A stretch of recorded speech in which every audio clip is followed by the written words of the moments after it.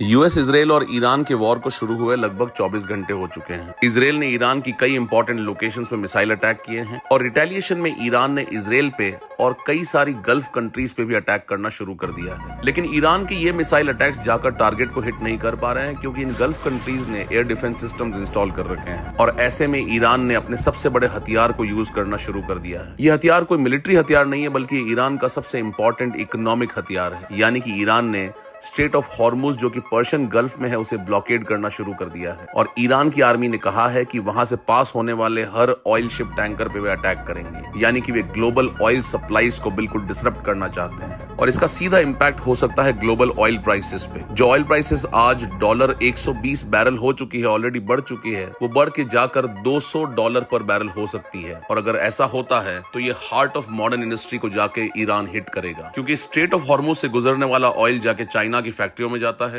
Airline industries में जाता है और यूरोपियन यूनियन के लिए ये बहुत बड़ा सोर्स है ऑयल एंड गैस का। लेकिन ईरान ऐसा पहली बार नहीं कर रहा है। 2019 में भी उसने कई सारे ऑयल टैंकर्स पे अटैक किया था और 1980 में उसने टैंकर वॉर किया था, यानी उसने पानी के अंदर माइंस बिछाए थे। बट इस बार की कहानी काफी अलग है क्योंकि इस बार ईरान काफी कमजोर हो चुका है। उसके एयर डिफेंस सिस्टम्स खत्म हो चुके हैं, कई टॉप जनरल्स की डेथ हो चुकी है और उसने जिन जिन कंट्री पे मिसाइल अटैक्स किए हैं वो भी बहुत ज्यादा इफेक्टिव और प्रिसाइज नहीं है। ऐसे में अगर ईरान किसी भी ऑयल टैंकर को अटैक करता है तो यूएस नेवी जो वहां प्रेजेंट है और उनकी जो अब्राहम लिंकन एयरक्राफ्ट कैरियर है उससे यूएस का जो रिटेलिएशन होगा वो काफी भयानक होगा और ये ईरान अपना सुसाइड नोट लिख रहा है ये काम करके। और एक्सपर्ट्स का मानना है कि ईरान के ब्लॉकेड करने से अगर यूएस ने वापस अटैक किया तो ये ब्लॉकेड बहुत लंबे दिन तक चल नहीं पाएगा